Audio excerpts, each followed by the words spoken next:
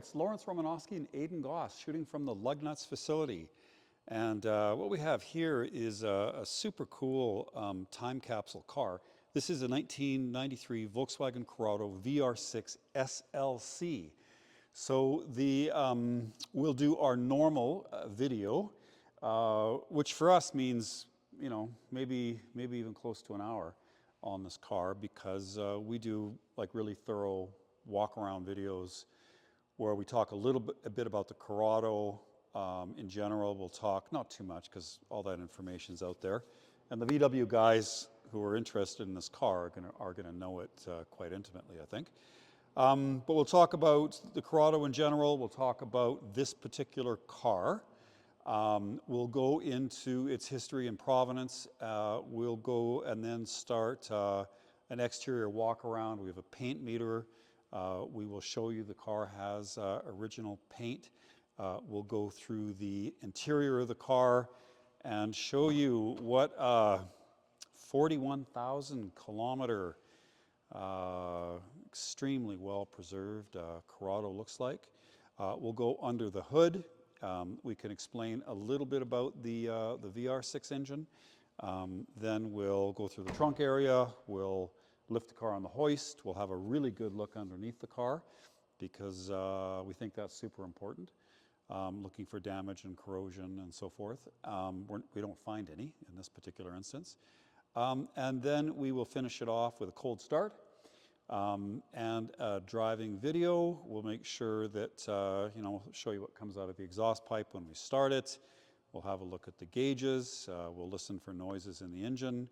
And all in all, it takes about an hour. But these are, we think anyway, some of the most thorough, most comprehensive narrated walk-around videos, anywhere, basically. And so we will have this car on an online auction, and we do these videos not for likes and subscribes, because they're long, but we do it for like one person, and that's the person who's going to buy it. And the person that needs some confidence to send somebody a lot of money that they don't know for a car they haven't seen, maybe even in another country. So that's our goal here, is to go through every square inch of this car and give the greatest amount of confidence for somebody who may not be able to fly into Calgary and look at them themselves. These presentations, especially with a car in the air, are far more thorough than you'd even get in a showroom floor if you if it was local. Okay, so with that, let's start. Okay, so the VW Corrado, you might think it was just a Scirocco successor, but they made the two concurrently. And they did that because the Corrado was considerably more expensive. One of the reasons why it was so expensive is that it is bodied by Carmen. Remember a Carmen Ghia, or they would have sent the Golf convertibles were bodied by Carmen. So it's a separate firm that built bodies for Volkswagen, and they're a little bit higher quality. And the one particular kind of interesting thing is that they used a lot of galvanized metal, when in the 90s that was kind of rare in a car in this class, which means they didn't rust. And you can even see that I'll show it to you when we have the car on the hoist, where you can see underneath the car. You can't really see it from here, but you can actually see the galvanized metal, and it's completely unrusty. So it's a higher quality body shell with more expensive materials and a higher cost car than the Golfs that were related to it. It came out with a 1.8 liter supercharged engine, with the supercharger kind of looked like a G, and they called it a G later. And it was kind of interesting technology at the time. I remember when it came out, but it wasn't wildly, the reception to it wasn't wildly enthusiastic. Supercharged engines can be a little bit coarse, and they can be a little bit slow to rev, because the pump, which a supercharger is, takes quite a bit of power from the engine. Okay, so then they kind of remade the car into a Corrado VR6, and there were which was badged an SLC in the States, in the United States. We just had the SLC, or we just had the Corrado VR6. But it wasn't exactly the same car as the G-Later 1.8 supercharged car. The whole front end was taken from a Mark III Golf, whereas the earlier cars were a Mark II Golf. And so there's wider, it's got a wider track, it's got different front fenders, there's a whole host of changes in that sort of engine, powertrain, suspension unit in the front, as well as a hefty increase in power from about, I think, 150 or 156 or something, all the way up to 180. But it was more than just the extra 30 horsepower. The engine was freer to rev, it sounded better, it was much more kind of enjoyable to drive, and the car was, much, more highly rated. So a Corrado VR6 is, everything else being equal, quite a substantially more sought-after car than the 1.8 supercharged cars, and the market speaks to that. They might even be double the cost. Okay, so this is what everybody wants with a Corrado, and it also has a really quite a rare paint scheme. Corrados came with lots of kind of cool colors, and this one is the burgundy metallic pearl effect. I've got the color codes in the description. It shows almost as black outside and inside, but it's got a deep burgundy, if you see it in the sunlight. And we'll post some photographs in the sunlight so you can get a better idea of that. Okay. And then there was a 5-speed manual and a 4-speed automatic, and this is the manual version of it. And there weren't too many other options on this car. Sunroof, I think. But it was a high-spec car. It was, and it was an expensive car, and they didn't really sell that many of them. A little bit of background on that. German cars in the 1990s were having all kinds of problems. I remember when I was in business school, I did a case study on the Porsche dealership, and they wound up giving up the dealership, if you can imagine that. The guy gave up the franchise in Calgary. Porsche was getting them to buy, or forcing them to buy too many cars that they couldn't sell, and they gave up the franchise. This was right before the Boxster, and right before Wiedekind came into Porsche and rationalized the production and got Toyota-based, just-in-time inventory and all that kind of stuff, and platforms shared the 996 and the Boxster, and they had the same front end and shared components, and slashed the cost of the 911 by 40%, et cetera. That everybody mostly knows that story. But in 1993, like Porsche had a 928 GTS for some ridiculous amount of money, and they sold almost none. And Volkswagen was in the same boat. The cars were just simply too expensive. The combination of German labor costs, the Deutschmark exchange or whatever, just made German cars a really tough sell. And then that was at the same time where we had, Nissan 300ZX turbos and Mazda RX-7 turbos and Acura NSXs and Dodge Stealths and Eagle Talons and a whole whack of, Japanese cars that were actually really, pretty good for a lot less money. So anyway, that today makes a Corrado a pretty rare car. It's also a really desirable car because every account is that it is just a blast to drive. And it's a light car. I don't know what exactly it weighs, probably around 3,000 pounds. Well, probably even less than 3,000. I'm guessing 29 or something like that, which is like lighter than a GT3 Porsche, okay? And then with 180 horsepower, linear power delivery, and good suspension and beautiful seats and so on. This was a real driver's car, and you combine desirability, and lots of guys remember these cars who are now have lots of money. You combine desirability and rarity, and well, those are the two things you need to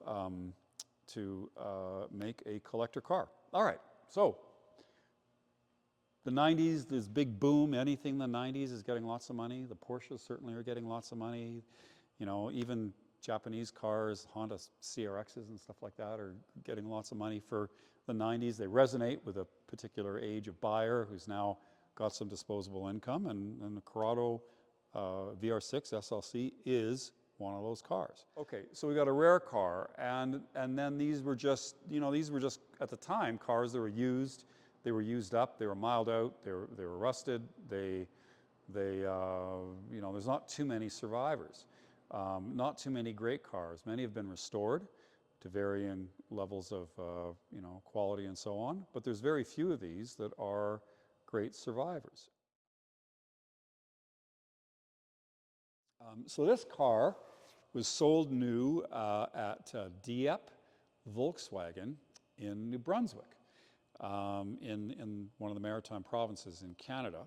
And I've got New Brunswick registration certificates for about the first 10 years or so. And it looks like for about 2 years, or until 95, this car was owned by the dealer. It was likely, for 2 years, you know, it was most likely it was probably bought by one of the owners or managers, because you generally wouldn't, you generally cycle through demos every 6 months, not 2 years. But again, they had trouble selling these cars, so they may have just driven it. So at about 12,000 kilometers, when it was 2 years old, the name transfers to a New Brunswick resident, who then keeps it there till about the early 2000s. He buys it with around 12,000 kilometers and then sells it at about 20,000 kilometers. He sells it to a Regina guy who from Saskatchewan, and then the car is shipped to Saskatchewan, and it lives in Regina, and he drives it. He's like an older guy who is now not driving anymore, but he drove it, it looks like, till about 2016, thereabouts, for about 15 years, and put another 20,000 kilometers on the car. So from new to about 2016, it had about 40,000 kilometers on it. We have a couple of invoices from Taylor VW and Taylor Audi in Regina, one in 2016 and one in 2021, both with about the same mileage on it. So it goes to Regina, goes to this older guy. He has the car for, 20 years or something like that in Regina. It's always covered. He only drives it in the summer, and he only puts 20,000 kilometers on it in 20 years, so like, 1,000 kilometers a year or something like that. He gets too old to drive. It passes on to a family member who then gives it to me to sell. So, and then it goes from Regina to me as a BAT local partner and Bring a Trailer local partner, and then we're plan on listing the car on Bring a Trailer. So the car has this life in Regina, 1,000 kilometers a year. I don't have all the invoices. I just have one from 2016, and then one from 2021, and then we just recently did an oil service on the car. So that's everything I know about the car. It is original apart from the wheels. We do have the stock wheels over there, and I might as well show those now. And it does have a cold air intake, and that's the stock airbox. So it's got a new speed air intake, which I believe was done at the dealer.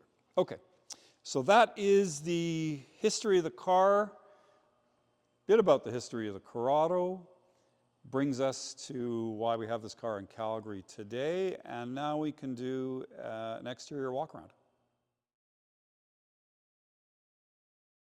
On the car now, there is not a whole lot to fault with this car. It is exceptionally well preserved.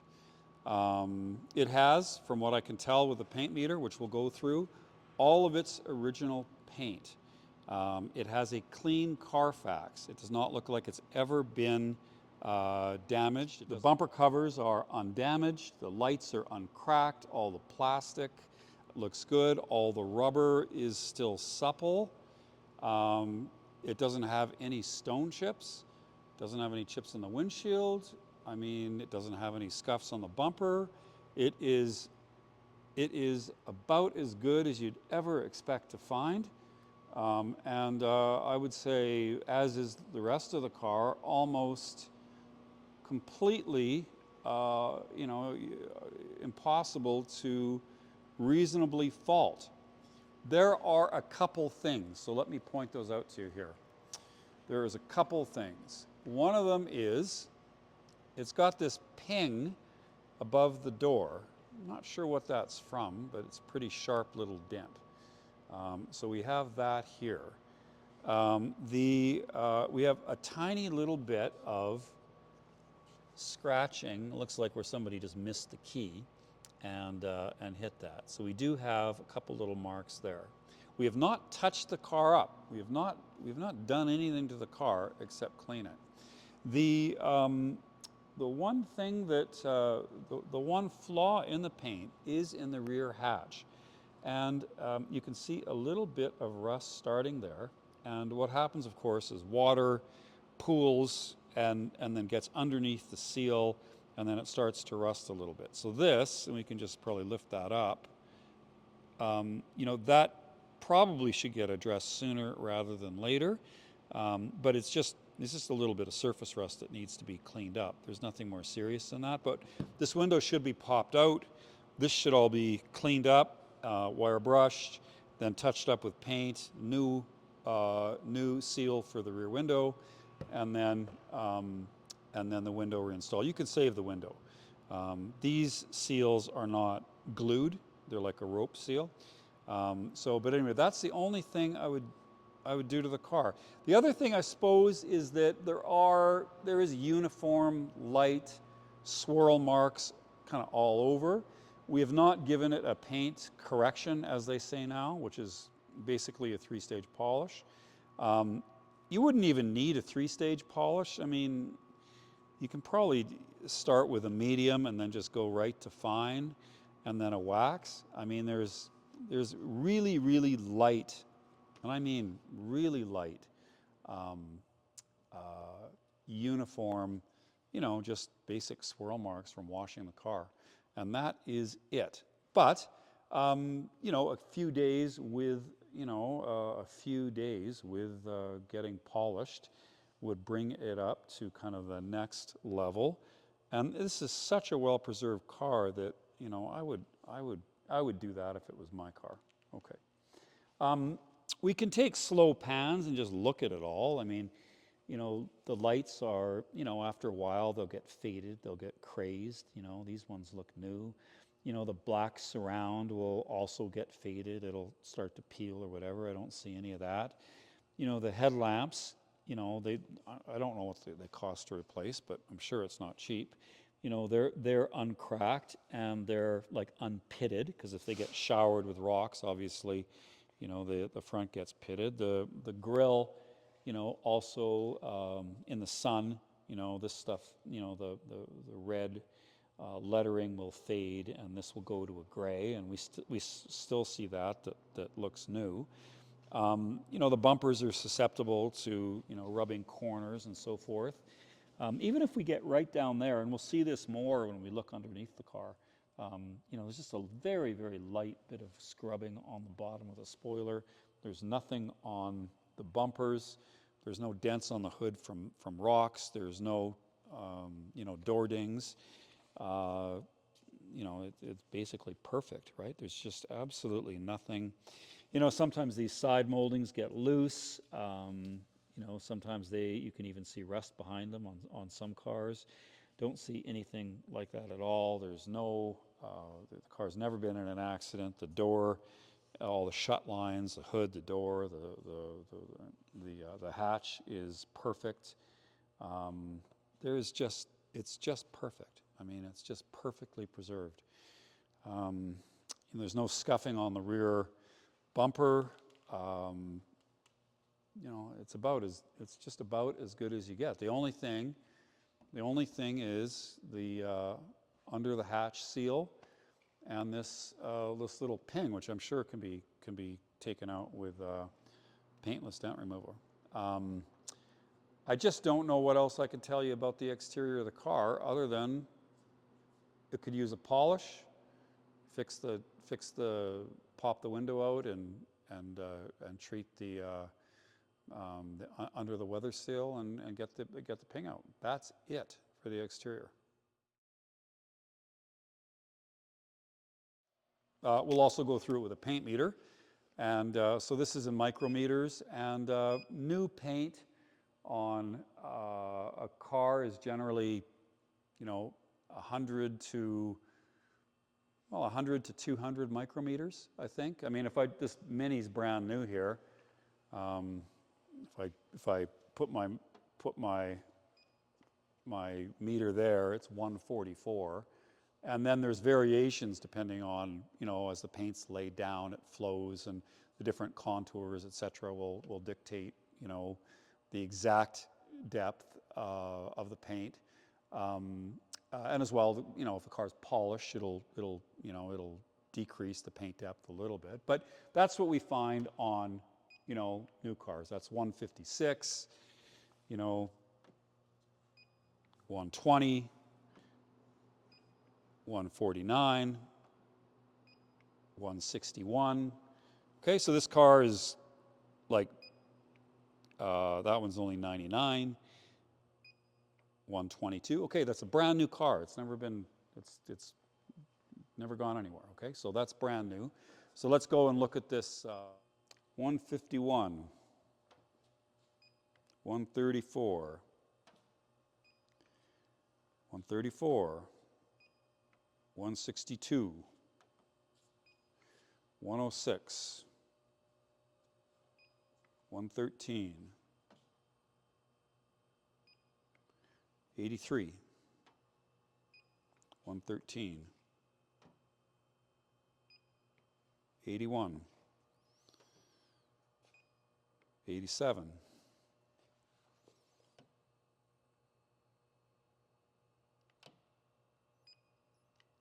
90,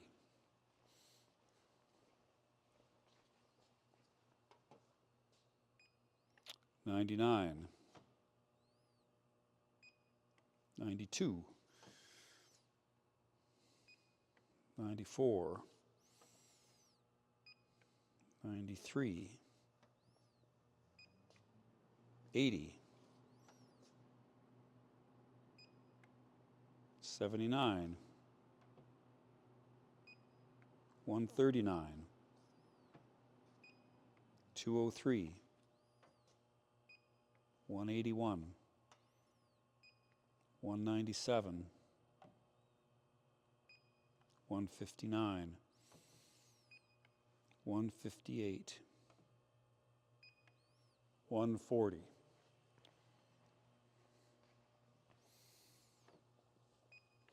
149, 141, 172, 156, 147, 146. Let's try the roof. 187, 179, 187. Let's just go back here and just do some more here.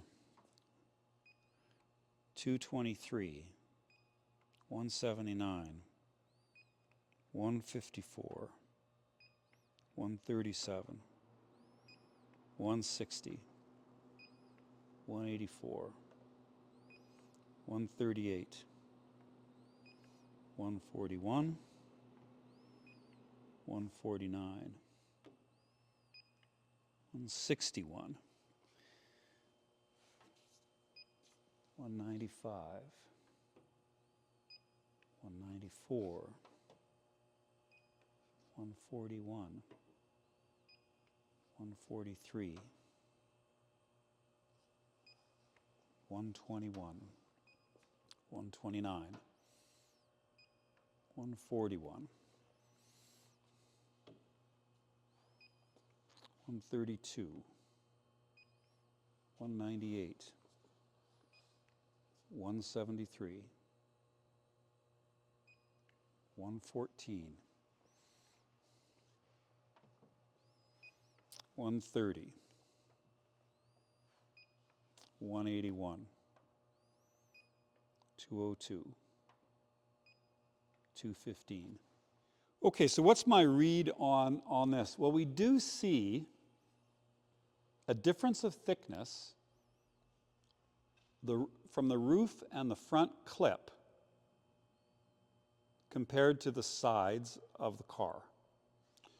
So I've got meter readings of around 100 on the flanks of the car, and I've got meter readings of about 160 to 180. The occasional, I think I saw 200 on the top. So what's my read on that? Well, if you get like a brand new factory panel that comes in primer, and you take it to a good body shop, and they lay down the paint nicely without having to put on too much material, you can get that down to 200 micrometers. Mostly it's more than that. Mostly I'm expecting 250 to 300 micrometers on a brand new panel that's already primed by the factory, and just the body shop has a top coat on it.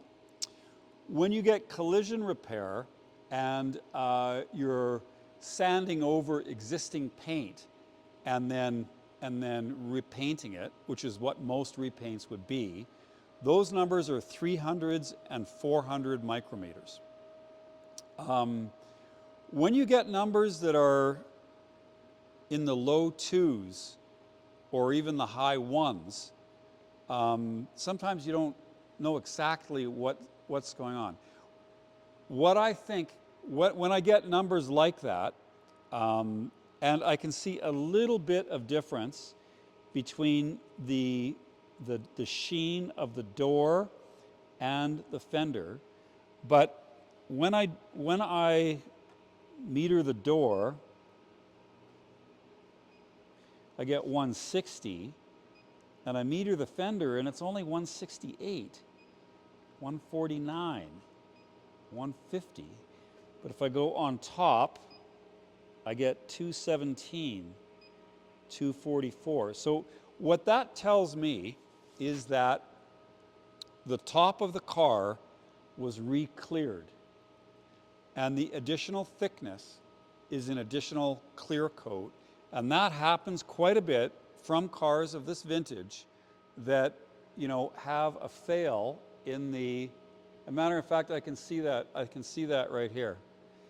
You know, you can see a little bit of material. You can see a little bit of paint that's right there. The top of this was re-cleared. It's still the original paint underneath, but the top was re-cleared. And sometimes you get acid rain is one thing that can happen. You can get a clear coat peeling off. That's another thing that can happen. So I see that on German cars from this era, where the paint is too thin to be a repaint, where there's no no accident damage on the Carfax, yet it appears that some parts of the car are thicker than the others. And in this case, it's the top of the car that's thicker than the sides of the car. And in my opinion, I mean, everybody's, lots of people are going to have possibly a different opinion, but in my opinion, that's because the top of this car was re-cleared, probably because damage to the clear coat from acid rain or peeling of the clear coat. Okay, so I believe this car to have all the original paint. The Carfax is clean. I do not believe it's been in an accident. There's no indication of that whatsoever, but I think the top has been re-cleared. That's my opinion after going through hundreds of cars with paint meters.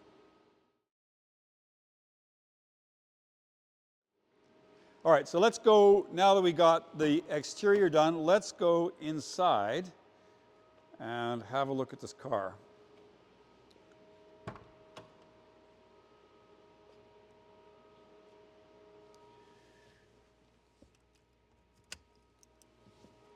Now there's a couple, I think, important things. 1993 was, like I said, it wasn't a great year for German cars. And 1993 was a transition year with supplemental restraints globally. Not every car globally had the same seat belts and airbags and supplemental restraints, okay? So for a few years in the US, they came up with an incredibly goofy, ugly, complicated, unreliable, ridiculous seatbelt system.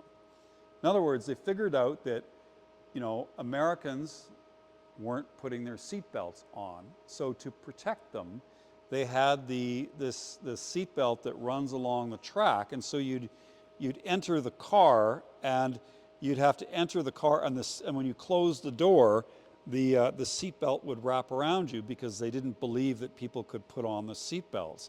And to make the car safe, you had to wear your seatbelt, and this was somebody's absurd answer to that. And thankfully, it only lasted a few years until all the manufacturers adopted airbags, and we could forget about it.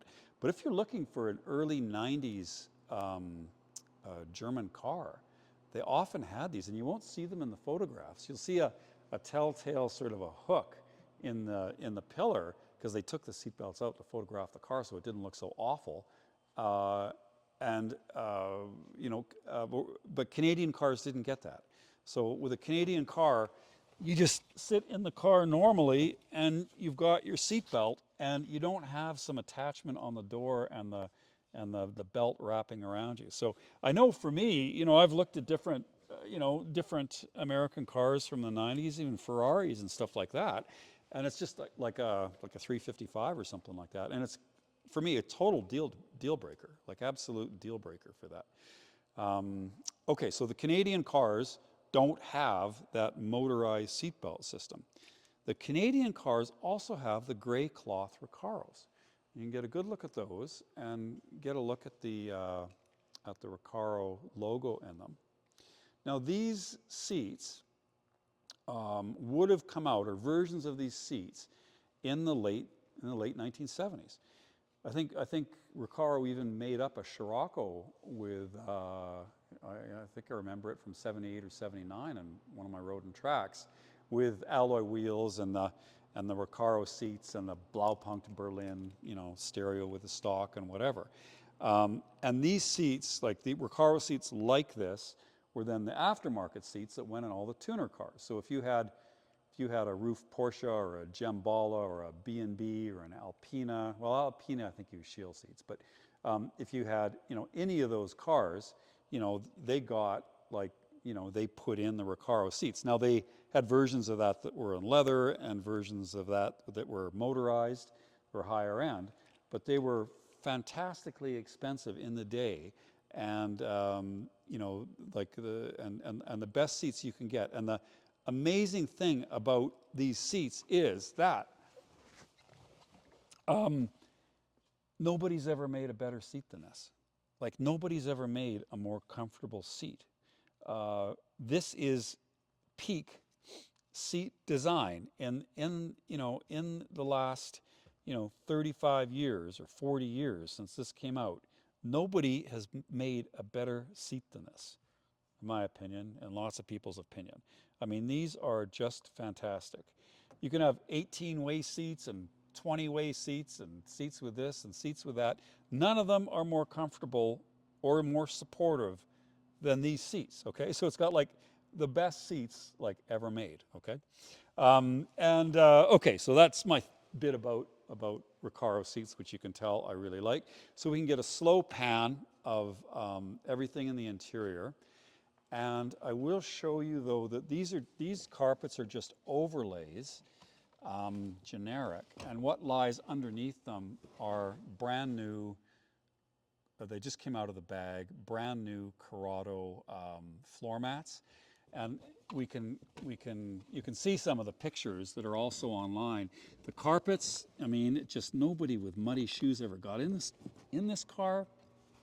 You know, the sills are in beautiful shape, the steering wheel, the The gear selector, I mean, it shows virtually no wear whatsoever, you know, all throughout this interior.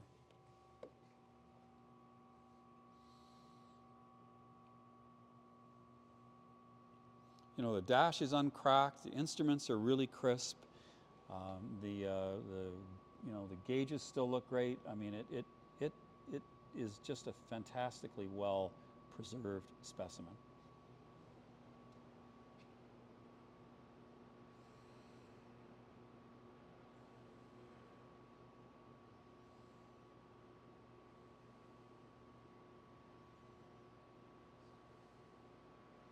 There's virtually, well, there is no bolster wear, almost complete absence of any wear on the seat whatsoever. And the back, of course, looks like it's never been sat in.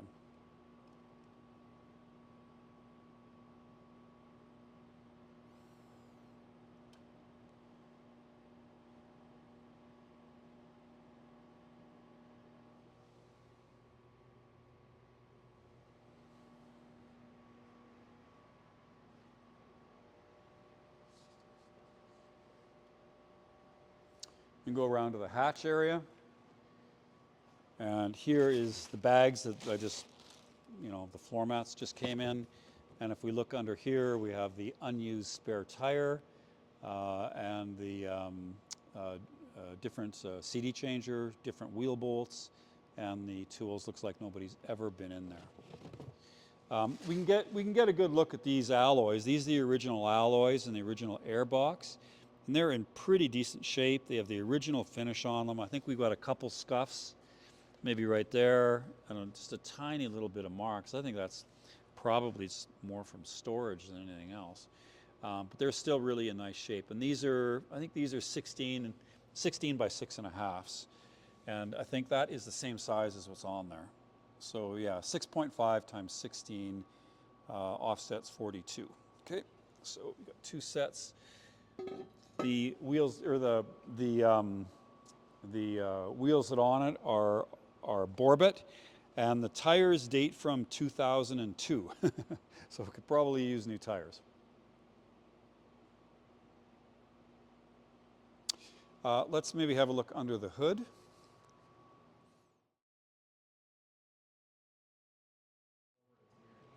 All right.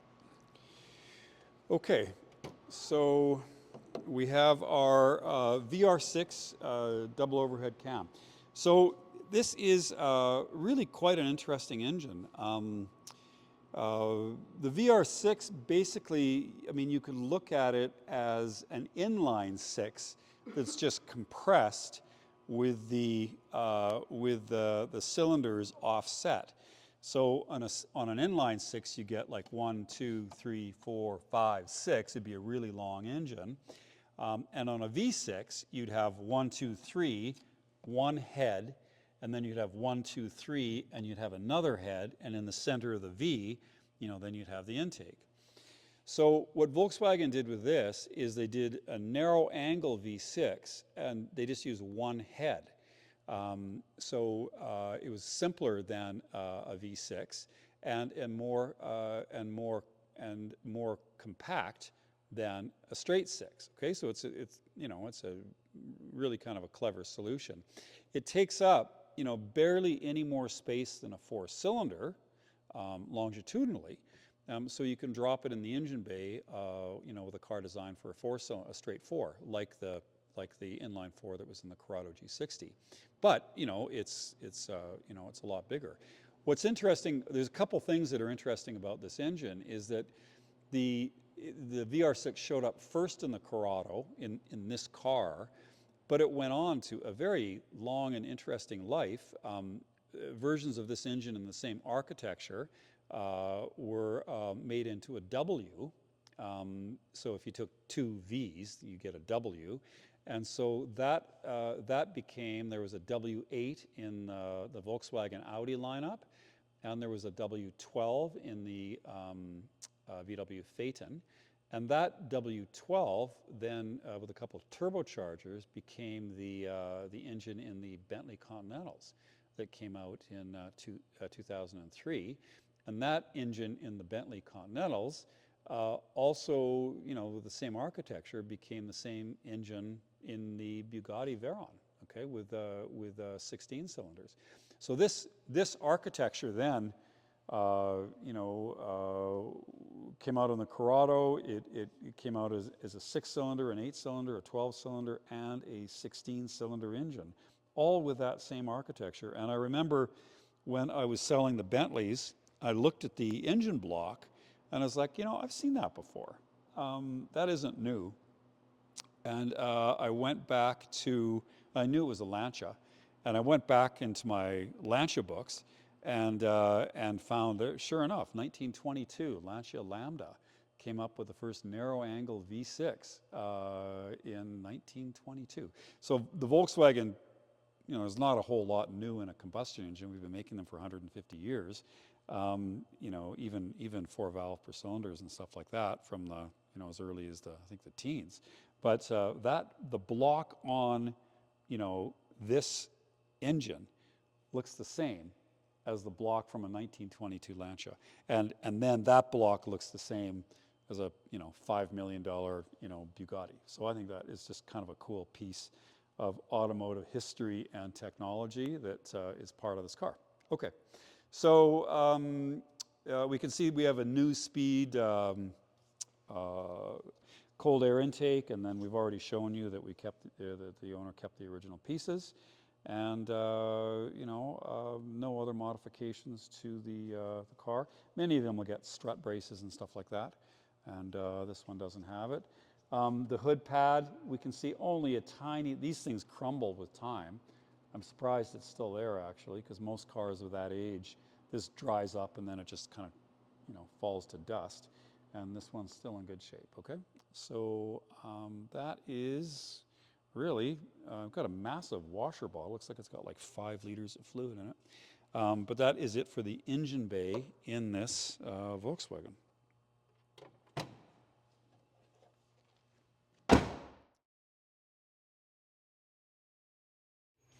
Okay, so let's have a look at the undercarriage of this 1993 Volkswagen Corrado. We'll turn the camera around. All right, so with sports cars, it's kind of hard to get a really good look at the lower 6 inches of the car, because they're so low. So when you get it on the hoist, it's a good opportunity to go through it. And let's have a look around. I mean, the first thing we can look for is the spoiler. Of course, it's going to be a little bit scraped up, but if it's bad, you'll see big cracks and chunks taken out of it, often cracking the bumper cover as well. So let's just get a slow pan of that, which shows very minimal scuffing. So that's excellent. I don't see it as being loose, because sometimes they'll break loose and you'll break the tabs off the bumper, and again, you'll crack that bumper, okay? So we can also get a good look at this lower grille. Sometimes the cars will hit road debris and that'll get cracked. Okay, we'll get a good look at that. And a good look at the fog lamps and the lights, which are pretty expensive, I imagine. And happily, all those are in nice shape. Okay, so maybe we'll just circle the car here, and we'll look again at the lower bits of it. Look for scraping, look for damage. I mean, it's a little bit dirty underneath, but we can look for rust, and we're not seeing that. We can see here, this is like the jacking point, and it's got this kind of rubberized coating, and then when you put the jack pad on, it kind of rubs off the coating. So sometimes these areas can get, the undercoating can disappear, and they can start to rust, there. But although it has happened with the undercoating, it's not rusty there at all. Okay, and that looks to be a galvanized piece anyway. All right. So we'll look in the inside of the wheel arches. We'll look for rust, because oftentimes, it starts filling up with gunk up there, and then it's moist, and then you start to see the bubbling on the edge of the wheel arch, even when the car is a few years old. Okay, so this is, it's not there, it's perfect. There's nothing there at all on the wheel arch. I'll look at the front one too here. And all that looks beautiful. Okay, so let's go around the back. We can look at the lower bumper. We can see what looks all to be like the factory rivets. The corners are where you're going to see the damage. And silencer and bumper looks good. Okay, so we'll look at the arch again. Look for rust, and it's really, really, really clean. Okay, the sills, we have this sort of like pebbly sort of undercoating, common on the German cars, and we don't see any damage, don't see any rust. Again, here in these areas where you have the jack pads, the coating is worn off, but that's not rusty, amazingly. Okay, so we'll go through the bottom of it and to the front. I mean, these pieces, if you run over a big piece of ice or something like that, so these pieces are a bit vulnerable. And again, in the wheel arch, there's no rust. All right, next, these panels here can get broken. They're vulnerable, and then it kind of rips off the brackets, rips off the fasteners fall out. And the fasteners rust, okay? So we look for that, look for these panels, look to see that it's got the original fasteners. If lots of people have been kind of in the car for various things, you just don't see a nice group of stock fasteners, or who knows what you might even find, like, construction screws or something like that. So it's all stock and untouched. This vehicle was only dealer serviced, from what I understand. Okay, so let's move to, I guess we should look at the wheels and tires. These are Borbit aftermarket wheels. We do have a bit of curb rash on this one. They are Yokohama Prada Spec 2s. And what size are they? 205, 45, 16s, V-rated.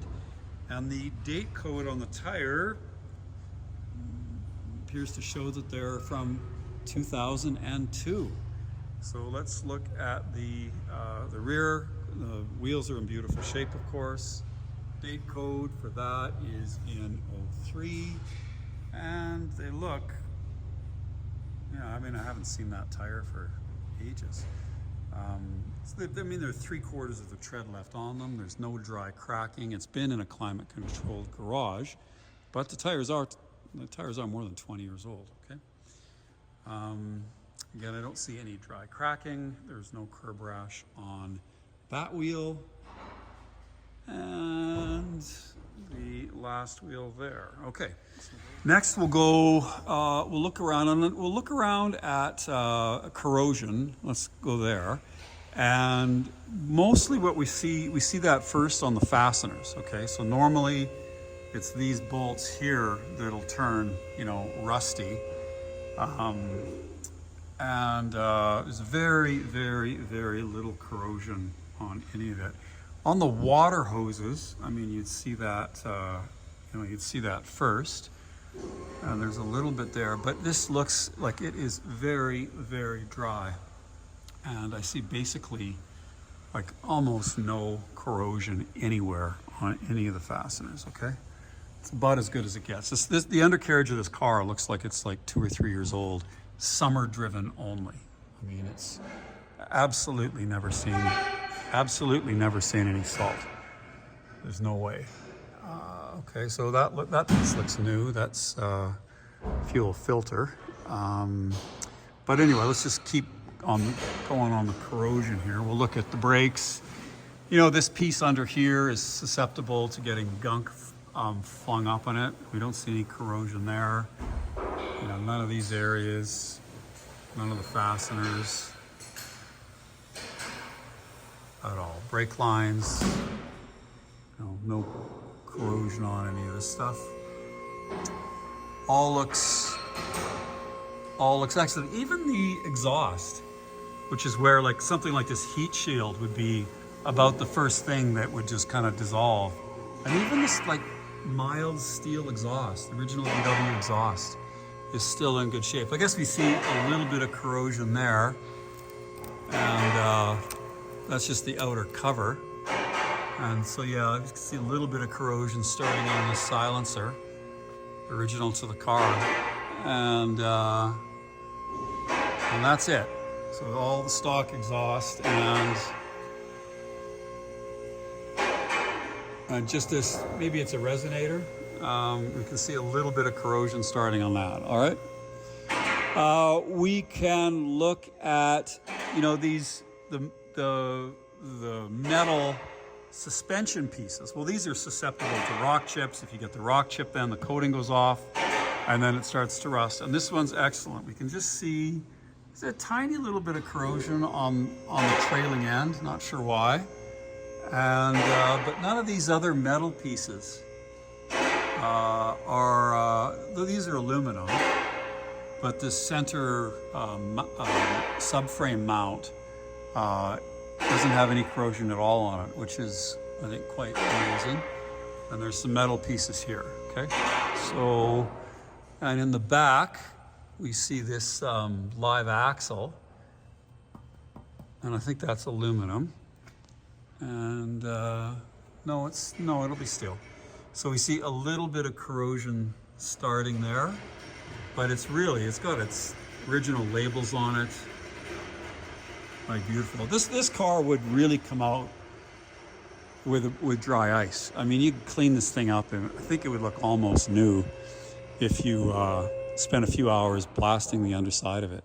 Because I mean, all the finishes, you know, are still there. The original finishes. You know, I see on the exhaust, you see a little bit of corrosion there, a little bit on the exhaust system. You know, a tiny bit on some of these fasteners, but otherwise it's remarkably clean. Next, we'll go to rubber. You know, rubber boots. You take a look at the rubber. Is it cracking? You know, the CV joint boots and so forth. Go on that side. Take a look at that boot. The shocks aren't leaking. We've got anti-roll bar bushes that live in there. And, you know, there's no cracking there at all. We've got some bushes in the front suspension. Tie rod ends, you can see the rubber there. Again, another view of the CV boot.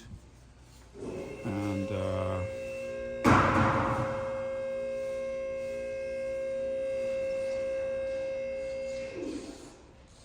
you know, all that looks excellent. Okay, we'll look in the rear. And suspension mounting points, brake distribution box, shock mounts. There's not too much rubber back here, is there? So there must be in there somewhere. Rubber bushes in there.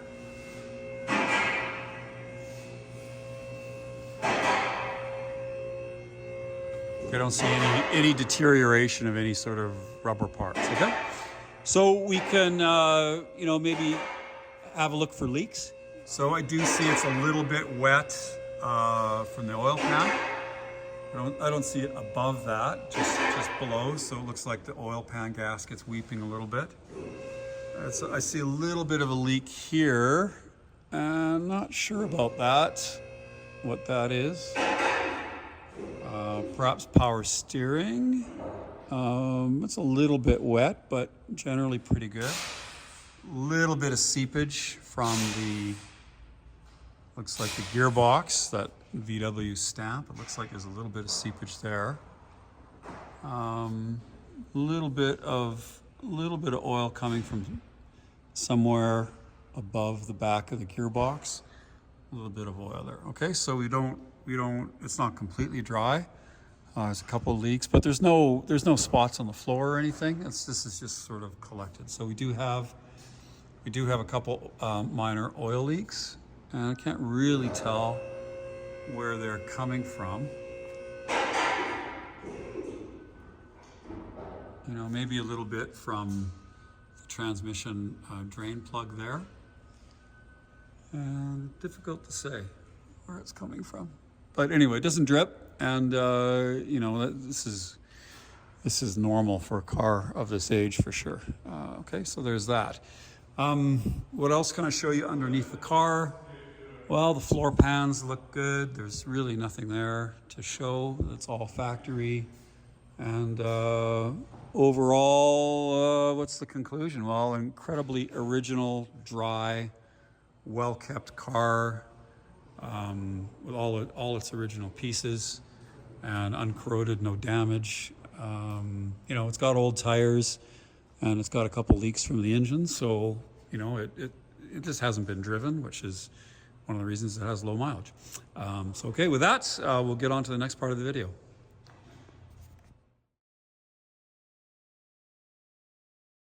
Okay, so let's do a cold start. Vehicle's been outside all day. It's like maybe 5 degrees Celsius. So we'll get Aiden to show you what comes out of the tailpipe when we start it up.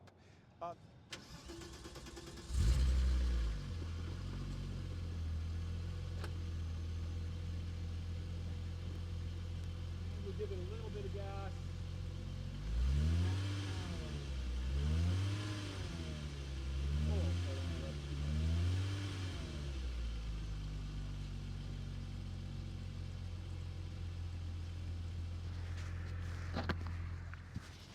Okay, so we'll open the engine.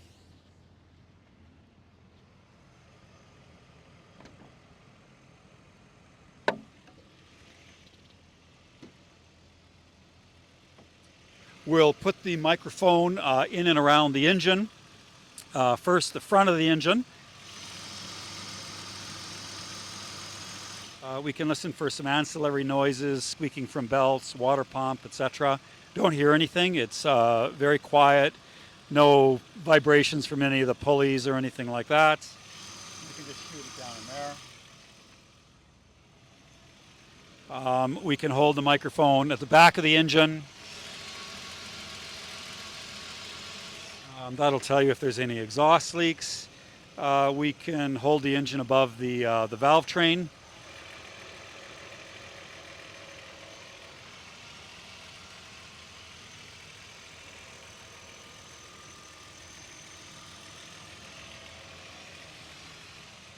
And we just changed the oil in the car. So that's Mobil 1 530 is what we put in it, and it is the correct. We put the correct amount in. It settles when you turn the engine off, of course. So the oil is clean. The car, you know, runs beautifully. You know, some of the old injection systems, they can hunt around a little bit if some parts are worn. But we don't see, you know, I see the correct enrichment from cold start and drops down to a steady idle, no fuss whatsoever. So let's get in the car and we can go for a drive. Okay, so we can get settled in. We'll take a look at the oil pressure, 4 bar, that's at idle. If I give it some revs to say 2,500 RPM, I get all the way up to 8 bar. It's a lot of oil pressure. It is charging. The emergency brake is on and it works. We have got the heated seats working. Ventilation, fan works. These flaps you can hear working. We can turn on max air. Feel the engine bump up. And we can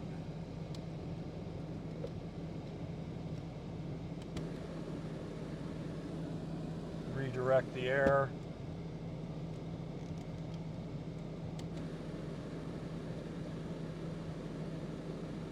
And it's yeah, it's cold air.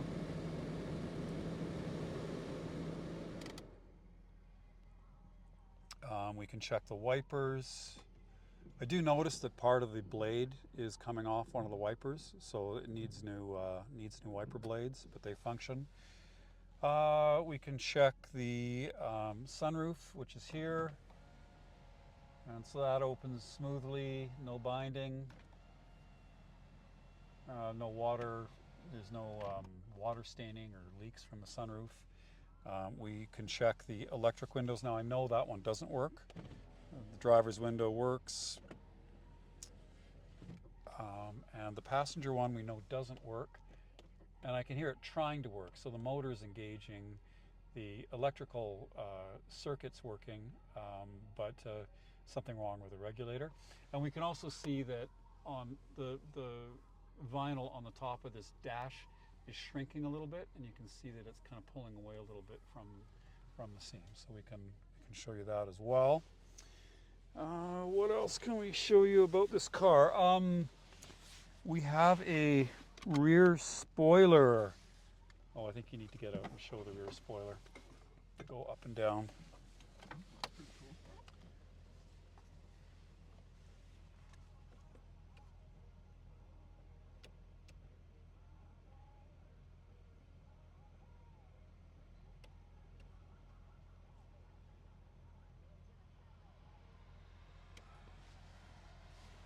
That was amazing for 1993. What other car had a movable rear spoiler in 1993? I can't think of one. I mean, the Porsche Boxster in '96 had a spoiler that moved up. Porsches. What other car had a movable electric rear spoiler in 1993? McLaren F1. It's a pretty short list of cars that had that. Anyway, just like a McLaren F1. There you go. Just like it. All right, so what else can we show you? The radio works. Sound is good. Often with like older speakers, the cones can dry out and then the speakers stop working. But we still have good good sound. Hazards work, and I mean, there's no warning lights that come on. How do you turn on the lights on this car? That's cruise control. Yeah, that'll be cruise. Oh, this is high beam and low beam. You can see the high beams that work. Maybe go out and show the lights. They work, and then this one is the fogs as well. They work as well. Okay, so let's go try all those. So I might as well start with signals, left and right, hazards. Those are the same light bulbs. Fog lights. There's the fog lights. And how do I turn the lights on this car? Here? Those are the main lights, I guess. And then that's high beam and low beam. Okay, so that's that. And then this is instrument illumination, which works. Okay. You might as well get. Do you want to get the rears as well? So, left signal, right signal, hazard, and brakes. Okay, I think that's good for lights.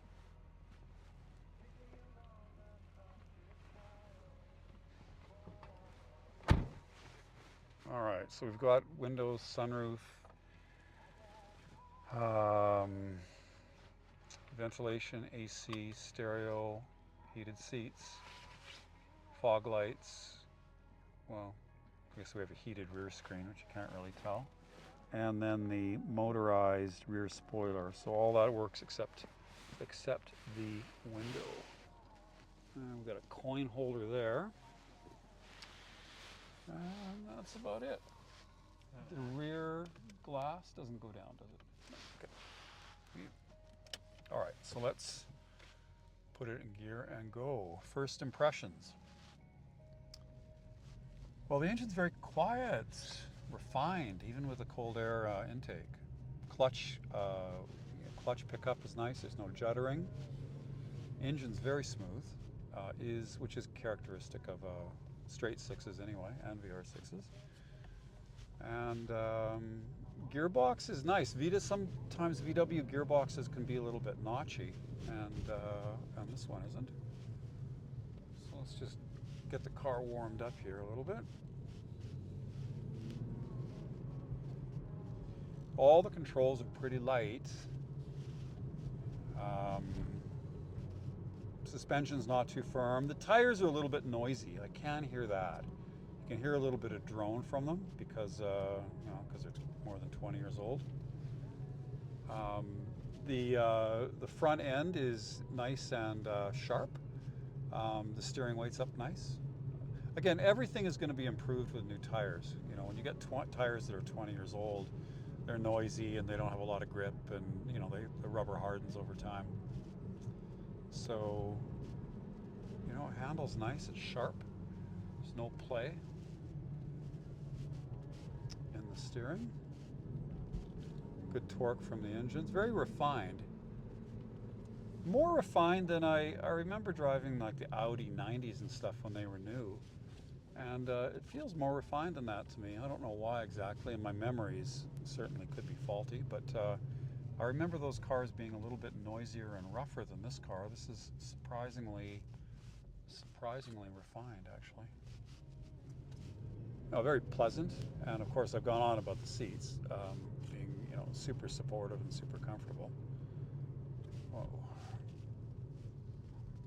Okay, so now we're getting a bit of heat in the car. Do we have a temperature gauge? Yeah, it's just about over 70, so not quite there. Maybe I'll give it one more tour here, get some heat in it.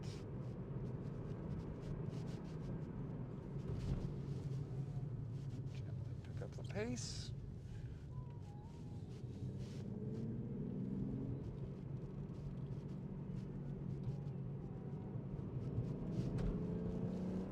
Now the engine comes alive at about 3,000 RPM, and then we start to get that induction noise that's a little bit more unfiltered with the, whoa, these guys are going to get mad at me if I keep burning through their parking lots. I better turn around before they tell me to stop.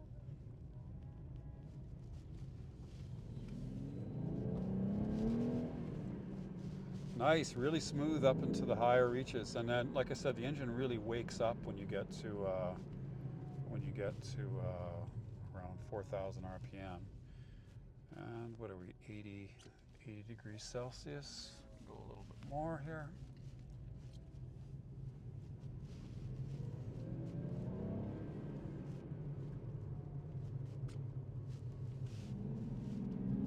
Synchros are good. Pedals are placed nicely for heel to towing. My first attempt at that. It takes a little while to dial in a new car. And what else? Now, I don't have this car registered or insured for the road, so we'll have to make do with this admittedly large parking lot. But I don't really want to get pulled over without a plate, so forgive me for that. And it's registered, the car is from Saskatchewan. Okay, so let's see what we got here. Yeah, so even going into first gear is no trouble.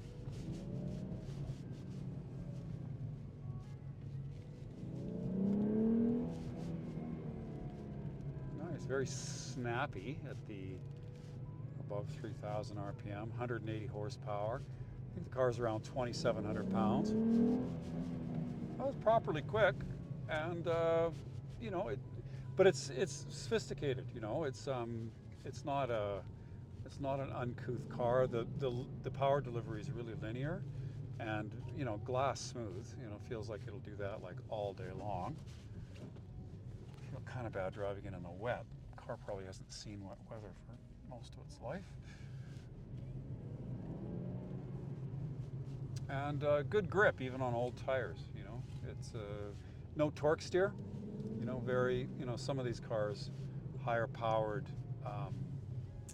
front wheel drive cars can really fight you, especially when you turn on the lock, and this one doesn't. I don't know what it's got for a differential. Yeah, nice. Got a little bit of a warble, you know, that I think that's just from the narrow angle V6. It kind of makes it interesting. I'm sure that's the vibration from the 15 degrees.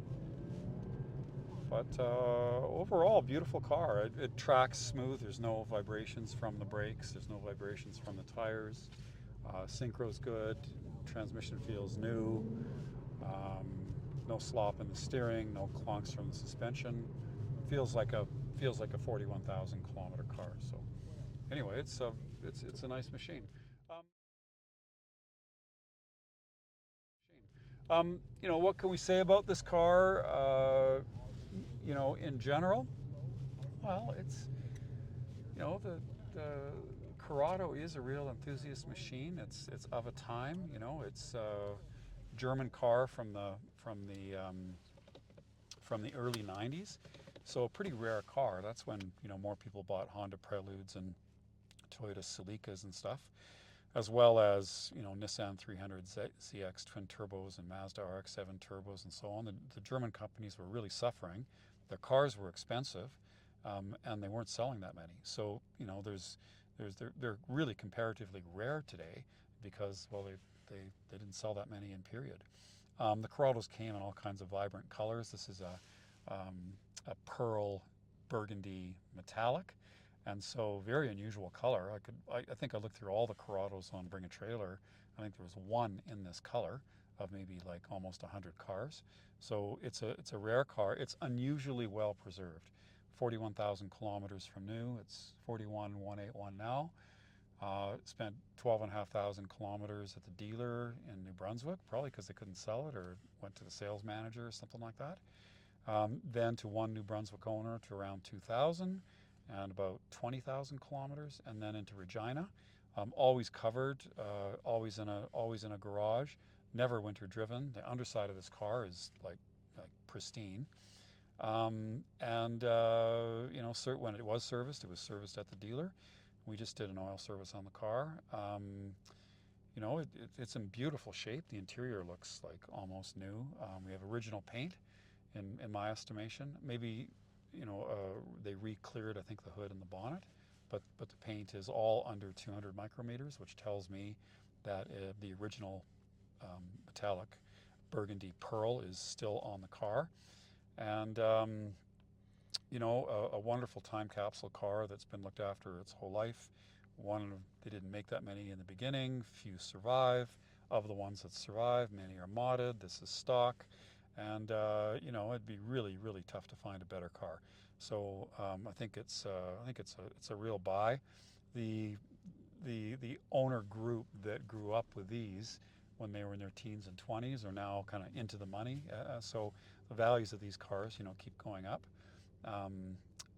as the people who liked them in the day become more affluent and able to buy them. Same with many of the German cars. Or German and Japanese cars from the 90s. So I think it's a good buy, and it's a fun car, and it's just a real cool piece. Just don't see too many of them. So with that, Lawrence Romanosky and Aidan Goss from Calgary, Canada, 1993 Volkswagen Corrado VR6 SLC, going up for auction on Bring a Trailer. Please like and subscribe.